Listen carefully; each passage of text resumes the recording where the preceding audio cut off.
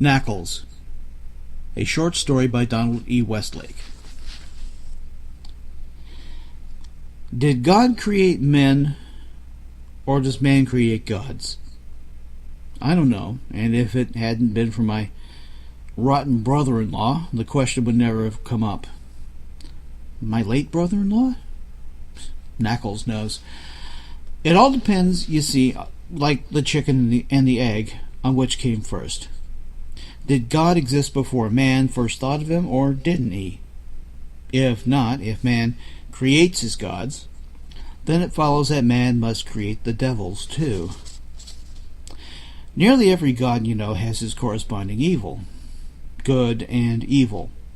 The polytheistic ancients, prolific in the creation of gods and goddesses, always worked up enough evil ones to cancel out the good, but not quite.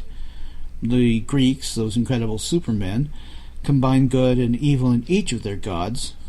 In Zoroaster, Ahura Mazda, being good, is reached forever against the evil one, Ahriman, and we ourselves know God and Satan. But of course it's entirely possible that I have nothing to worry about. It all depends on whether Santa Claus is or is not a god. He certainly seems like a god. Consider, he is omniscient. He knows every action of every child, for good or evil. At least on Christmas Eve he is omnipresent, everywhere at once. He administers justice tempered with mercy. He is superhuman, or at least non-human, though conceived of as having human shape. He is aided by a corps of assistants who do not have completely human shapes. He rewards good and punishes evil. And most important, he is believed in utterly by several million people, most of them under the age of 10. Is there any qualification for godhood that Santa Claus does not possess? Even then, non-believers give him lip service. He has surely taken over Christmas. His effigy is everywhere, but where are the manger and the Christ child? Retired rather forlornly to the nave. Santa's power is growing, too. Slowly but surely he is usurping Hanukkah as well. Santa Claus is a god. He is no less a god than Ahura Mazda or Odin or Zeus. Think of the white beard, the chariot pulled through the air by a breed of animal which doesn't ordinarily fly, the prayers, requests for gifts, which are annually mailed to him and so baffle the post office, the specially garbed priests in all the department stores. And don't gods reflect their creators' societies? The Greeks had a huntress goddess, and gods of agriculture, and war, and love. What else would we have but a god of giving, of merchandising, and of consumption? Secondary gods of earlier times have been stout, but surely Santa Claus is the first fat primary god. And wherever there is a god, mustn't there sooner or later be a devil? Which brings me back to my brother-in-law, who is to blame for whatever happens now. My brother-in-law Frank is, or was, a very mean and nasty man. Why I ever let him marry my sister, I'll never know. Why Susie wanted to marry him is an even greater mystery. I could just shrug and say love is blind, and I suppose. But that wouldn't explain how she fell in love with him in the first place. Frank was, I just don't know what tense to use. The present, hopefully. Frank is a very handsome man in his way. Big and brawny, full of vitality. A football player, hero in college, and defensive linebacker for 3 years in pro ball, until he did some sort of irreparable damage to his left knee, which gave him a limp and forced him to find some other way to make a living. Ex-football players tend to become insurance salesmen. I don't know why. Frank followed the form and became an insurance salesman. Because Susie was then a secretary for the same company, they soon became acquainted. Was Susie dazzled by the ex-hero so big and handsome? She's never been the type to dazzle easily, but we can never fully know what goes on inside the mind of another human being. For whatever reason, she decided she was in love with him. And so they were married. And 5 weeks later, he gave her her first black eye. And the last, though it mightn't have been, since Susie tried to keep me from finding out. I was to go over for dinner that night, but at 11 in the morning she called the auto showroom where I work to tell me she had a headache and we had to postpone the dinner. But she sounded so upset that I knew immediately something was wrong, so I took a demonstration car and drove over, and when she opened the front door, there was the shiner.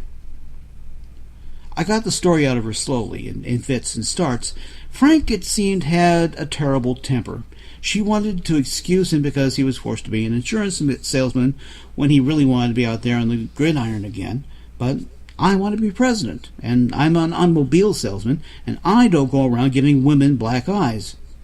So I decided it was up to me to let Frank know he wasn't to vent his pique on my sister anymore. Unfortunately, I'm 5 feet 7 inches tall, and weigh 134 pounds with the Sunday Times under my arm. Were I to just give Frank a piece of my mind, he'd surely give me a black eye to go with my sister's. Therefore, that afternoon, I bought a regulation baseball bat and carried it with me when I went to see Frank that night. He opened the door himself and snarled, "What do you want?" In answer, I poked him with the end of the bat, just above the belt, to knock the wind out of him. Then, having unethically gained the upper hand, I clouted him 5 or 6 times more, then stood over him to say, "The next time you hit my sister, I won't let you off so easy." After which I took Susie home to my place for dinner, and after which I was Frank's best friend. People like that are so impossible to understand. Until the baseball bat incident, Frank had nothing for me but undisguised contempt. But once I'd knocked the stuffing out of him, he was my comrade for life. And I'm sure it was sincere. He would have given me the shirt off his back had I wanted it, which I didn't. Also, by the way, he never hit Susie again. He still had a bad temper, but he took it out in throwing furniture out windows or punching dents in the walls or going downtown to start a brawl in some bar. I offered to train him out of maltreating the house and furniture the way I trained him out of maltreating his wife, but Susie said no, that Frank had to let off steam, and it would be worse if he was forced to bottle it all up inside him. So the baseball bat remained in retirement. Then came the children, 3 of them in as many years. Frank Jr. came first, then Linda Joyce, and finally Stuart. Susie had held the forlorn hope that fatherhood would settle Frank to some extent, but quite the reverse was true. Shrieking babies, smelly diapers, disrupted sleep, and distracted wives were trials and tribulations to any man, but to Frank they were, like everything else in his life, the last straw. He became, in a word, worse. Susie restrained him, I don't know how often, from doing some severe damage to a squalling infant, and as the children grew toward the age of reason, Frank's expressed attitude toward them was their best move would be to find a way to become invisible. The children, of course, didn't like him very much, but then who did? Last Christmas was when it started. Junior was 6 then, and Linda Joyce 5, and Stuart 4, so they were all old enough to have heard of Santa Claus and still young enough to believe in him.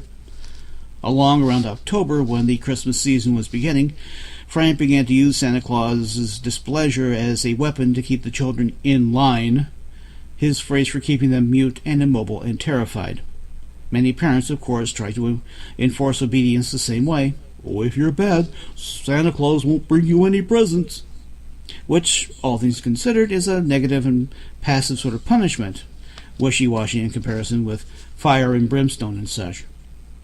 In the old days, Santa Claus would treat bad children a bit more scornfully, leaving a lump of coal in their stockings in lieu of presents, but I suppose the Depression helped to change that. There are times in situations when a lump of coal is nothing to sneer at. In any case, an absence of presents was too weak a punishment for Frank's purposes. So last Christmas time, he invented Nackles. Who is Nackles? Nackles is to Santa Claus what Satan is to God, what Ahriman is to Ahura Mazda, what the north wind is to the south wind. Nackles is the new evil. I think Frank really enjoyed creating Nackles. He gave so much thought to the details of him. According to Frank, and as I remember it, this is Nackles. Very, very tall and very, very thin, dressed all in black, with a gaunt gray face and deep black eyes. He travels through an intricate series of tunnels under the earth in a black chariot on rails pulled by an octet of dead white goats. And what does Nackles do? Nackles lives on the flesh of little boys and little girls. This is what Frank was telling his children. Can you believe it? Nackles roams back and forth under the earth in his dark tunnels, darker than subway tunnels, pulled by the 8 dead white goats, and he searches for little boys and girls to stuff into his big black sack and carry away and eat. But Santa Claus won't let him have good boys and girls. Santa Claus is stronger than Nackles and keeps a protective shield around little children so Nackles can't get at them. But when little children are bad, it hurts Santa Claus and weakens the shield Santa Claus has placed around them. And if they keep on being bad, pretty soon there's no shield left at all.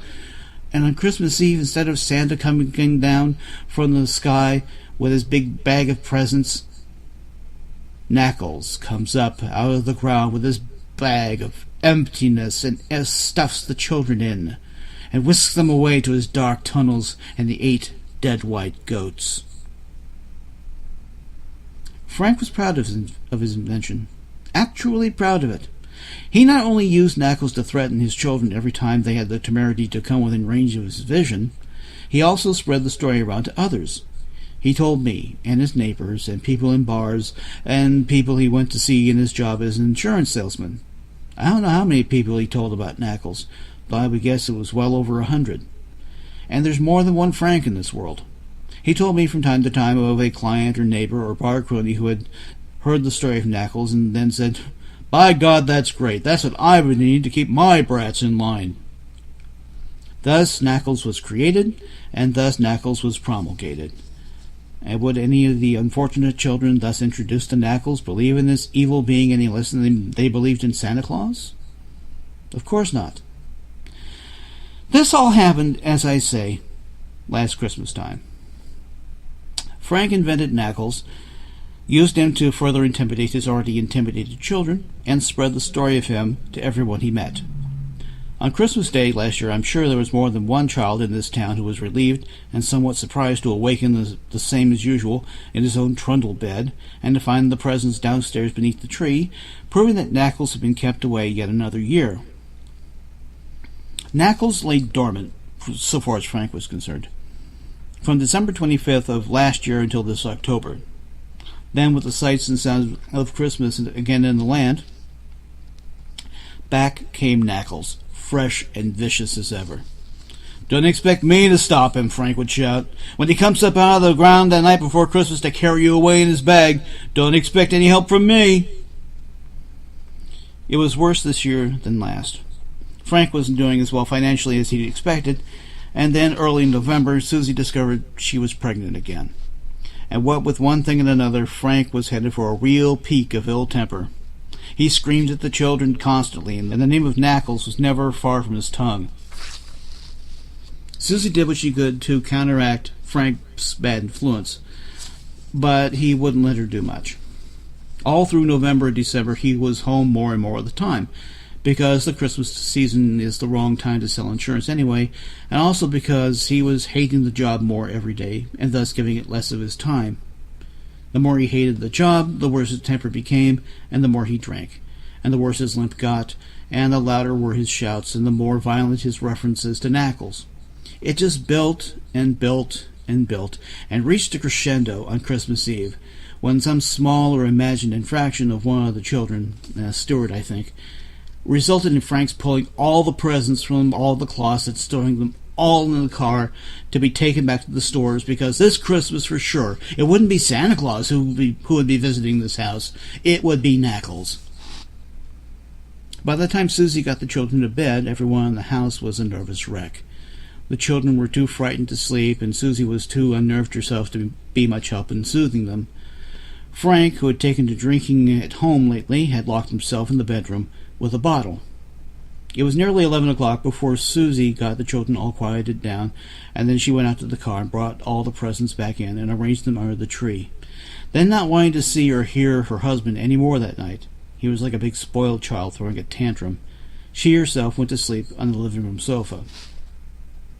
Frank Jr. awoke her in the morning, crying, "Look, Mama, Nackles didn't come! He didn't come!" And he pointed to the presents she'd placed under the tree. The other two children came down shortly after, and Susie and the youngster sat on the floor and opened the presents, enjoying themselves as much as possible, but still with restraint. There were none of the usual squeals of childish pleasure. No one wanted Daddy to come storming downstairs in one of his rages. So the children contented themselves with ear-to-ear smiles and whispered exclamations. And after a while Susie made breakfast, and the day carried along as pleasantly as could be expected under the circumstances. It was a little after 12 that Susie began to worry about Frank's non-appearance. She braved herself to go up and knock on the locked door and call his name, but she got no answer, not even the expected snarl.